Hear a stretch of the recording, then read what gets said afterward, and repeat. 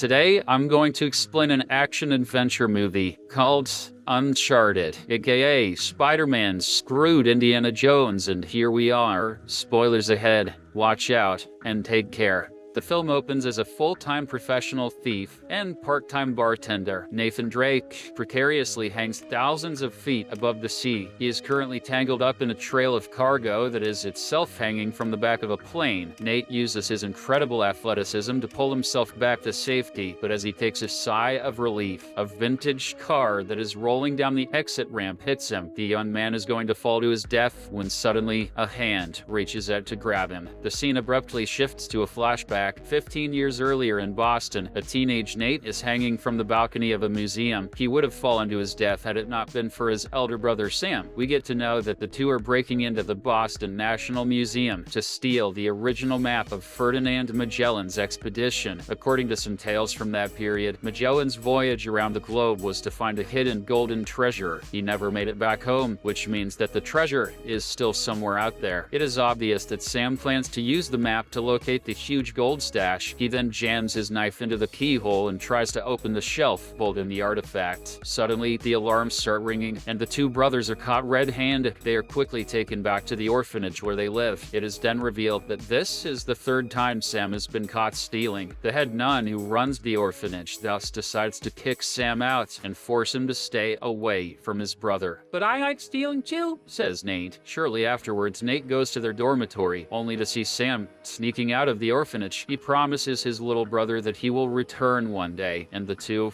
embrace. We then shift to the present day, where a grown-up Nate works as a bartender in New York. He is a charming man who is extremely adept at stealing people's belongings without raising suspicion. Nate gives us a good example of his talent when he's serving a rich girl. He first distracts her by offering a lighter, then swipes a diamond bracelet clean off her wrist. And he's not even just doing it for TikTok or some shit. He's a real criminal. Nearby, a seasoned fortune hunter named Victor Sully Sullivan is keenly watching the whole thing. He's not rocking the mustache, and he's definitely not going to try to do the accent. He's just Mark. He approaches Nate shortly afterwards and offers him a chance to join an upcoming expedition. "You want to come with me to look for some gold? Take you with me to look for some gold?" The latter declines the offer and politely asks Sully to leave the bar. However, Nate soon finds that the stranger has swiped the bracelet from his back pocket and left a business card instead. "You can steal shit too. Steal your dick right out of your pants." After his shift at the bar is over, Nate goes to the address mentioned in the card, which happens to be Sully's apartment. As the two converse, Sully reveals that he had been expecting the young man and discloses where he has kept the bracelet. Nate grabs it right away and is about to leave when suddenly